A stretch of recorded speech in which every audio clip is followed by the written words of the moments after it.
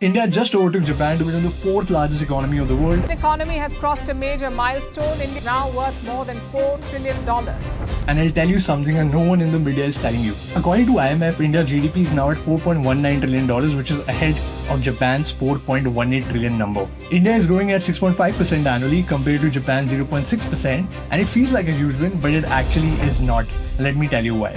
Welcome to the first episode of What's Cooking. I'm Abheet, that earlier helped scale WTA podcast and GrowthX YouTube channel, and now I'll be sharing in-depth insights about startups, businesses, and economics here. Look, GDP is just a headline number. It sounds good and it sounds like a big deal for our economy, but is actually not. The truth is that this number only measures the total value of goods and services produced in a country in a year. It tells you how big the economy is, but does not tell you how strong the economy is or how well the people are doing in a particular economy.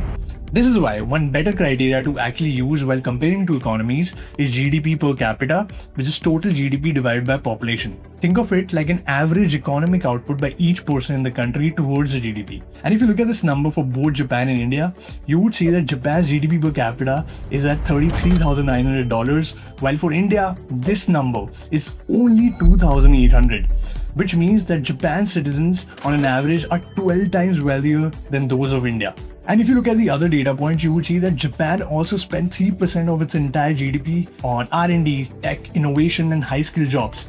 But in India, this number is again less than 1%. Also, one more problem with GDP as a number is that it doesn't show you how equally the money is shared between the citizens of a country.